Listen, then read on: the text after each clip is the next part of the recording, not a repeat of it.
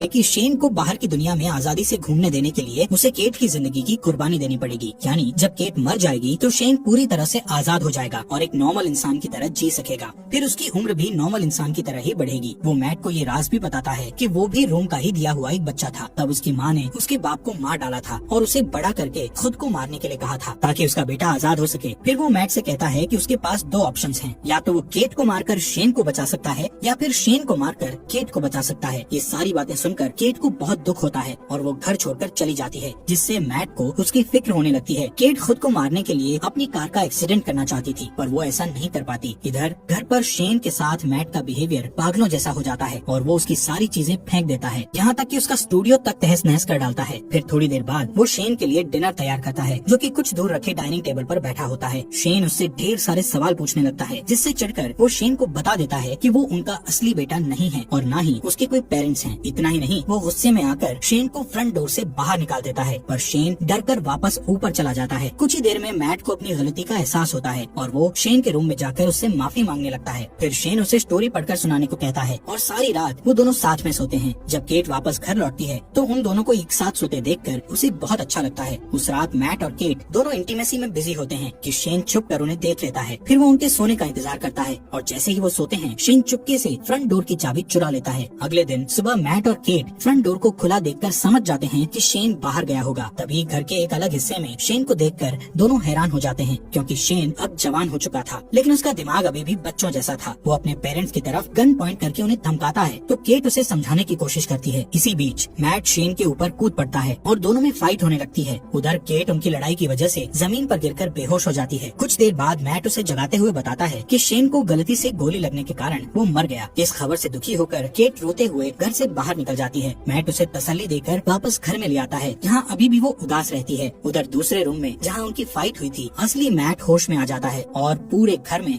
अपनी वाइफ की तलाश करता है कि तभी लाइट्स को फिर से टिमटिमाते देखकर वो डरते हुए उस रूम की तरफ जाता है। उसे पूरा यकीन था कि केट और उसकी शक्ल में शेन अंदर ही होगा। इधर केट को बिल्कुल भी खबर नहीं थी कि उसके साथ बैठा हुआ आदमी मैट नहीं शेन है, पर जल्दी ही उसे शेन के आइस खाने की हैबिट से पता चल जाता है कि वो मैट नहीं बल्कि उसकी शक्ल में शेन है। उधर असली मैट अंदर जाने के लिए पूरी ताकत लगाकर दीवार को तोड़ने की कोशिश करता है। आखिर सारे वायर्स को पार करके वो उस रूम तक पहुंच जाता है, जो कि अब एक जंगल था जहां ढेर सारे ऊंचे ऊंचे पेड़ थे। वहां जाकर मैट को पता चलता है कि शेन ने रूम का यूज करके उस जगह को काफी बड़ा कर लिया था और वहां उन्हीं के जैसा एक डुप्लीकेट घर भी बना लिया था। वो ये भी समझ चुका था कि शेन ने उसका रूप केट को किडनैप करके उस डुप्लीकेट घर में रखने और अकेले में उसके साथ फिजिकल होने के लिए किया था। ये ख्याल आते ही अपनी बीवी को वापस पाने के लिए मैट उस जंगल में दौड़ते हुए फाइनली उस डुप्लीकेट घर के अंदर पहुंच जाता है, जहां शेन केट के साथ जबरदस्ती करने की कोशिश कर रहा होता है। मैट को अंदर आते देखकर शेन फिर से लड़ाई के लिए तैयार हो जाता है। इधर मौका पाकर केट उठकर भागने ही वाली होती है कि हॉलवे में दो मैट को लड़ते हुए देखकर वो ठिठक जाती है। दोनों में इतनी समानता थी कि वो असली और नकली के बीच पहचान नहीं कर पाती। अचानक एक मैट उसके हाथ को पकड़ लेता है, पर वो उसे धक्का देकर खुद को छुड़ा लेती है और शेन का नाम पुकारती है। वो अपना नाम सुनकर उसकी तरफ देखता है, पर उसके धक्के से गिरकर बेहोश हो जाता है। जमीन पर गिरते ही वो अपने असली रूप में आ जाता है। इधर मैट और केट रूम से बाहर निकलने की कोशिश करते हैं, पर निकल नहीं पाते, क्योंकि शेन ने रूम से उनके उसी घर में फंसे रहने की विश मांगी हुई थी। लाख कोशिशों के बाद भी जब वो लोग घर से नहीं निकल पाते तो मैट रुक जाता है और वहाँ से निकलने के लिए कोई उपाय सोचने लगता है कि अचानक फिर से वहाँ शेन आ जाता है और मैट को चाकू घोंपकर मार डालता है। फिर वो केट को समझाने की कोशिश करता है, पर तभी उसे एहसास होता है कि वो दरअसल उनके क्लोन थे, जबकि असली मैट और केट दौड़कर रूम के बाहर जंगल की तरफ भागते हैं और उन्हें पकड़ने के लिए शेन भी उनके पीछे भागता है। मैट और केट के चकमा देने की वजह से वो और भी ज्यादा गुस्से में होता है। असली घर में पहुँचते ही शेन मैट पर अटैक कर देता है, पर मैट उसे अपने साथ खींचकर घर के बाहर ले आता है। अपनी जान को खतरे में देखकर शेन वापस दरवाजे की तरफ भागता है, पर उसके अंदर घुसने से पहले ही केट दरवाजा बंद कर लेती है। शेन मम्मी कहकर उसको पुकारता है और केट घर के अंदर से उसे बूढ़ा होते हुए देखती रहती है। धीरे धीरे उसकी बॉडी गलने लगती है और अंत में वो डस्ट में बदल जाता है। उसकी गलतियों के बावजूद केट उसकी मिट्टी को हाथ में लेकर बहुत रोती है, क्योंकि उसने उसे अपना बेटा मानकर काफी समय उसके साथ बिताया था। फिर मैट उसके पास आता है और दोनों एक दूसरे को गले लगाकर अपना दर्द कम करने की कोशिश करते हैं। फिर सीन शिफ्ट होता है और हम देखते हैं कि 1 महीने बाद वो एक छोटे से घर में सेटल हो जाते हैं और सुकून से रहने लगते हैं। पर थोड़े ही दिनों बाद केट डरते हुए अपना प्रेगनेंसी टेस्ट करती है और रिपोर्ट पॉजिटिव आती है। वो बहुत उलझन में दिखाई देती है, क्योंकि उसे पता नहीं होता कि वो बच्चा मैट या शेन में से किसका है। हालात पहले से बेहतर होने के बावजूद उसे लगता है कि वो अभी भी उस रूम में है, क्योंकि लाइट्स फिर फिर से टिमटिमाने लगी थी। इस स्टोरी में हमें दिखाया जाता है कि मैट और केट रूम की दी हुई दौलत के नशे में पूरी तरह से अंधे हो जाते हैं। विशेष पूरी करने की जादुई शक्ति के मिलने से वो अपनी ख्वाहिशों के मामले में कुछ ज्यादा ही लापरवाह हो जाते हैं। यहाँ तक कि कई मिसकैरेज होने के बाद भी वो रूम से रेडीमेड बच्चे तक की ख्वाहिश कर बैठते हैं। उनके नए अपार्टमेंट में लाइट्स के टिमटिमाने से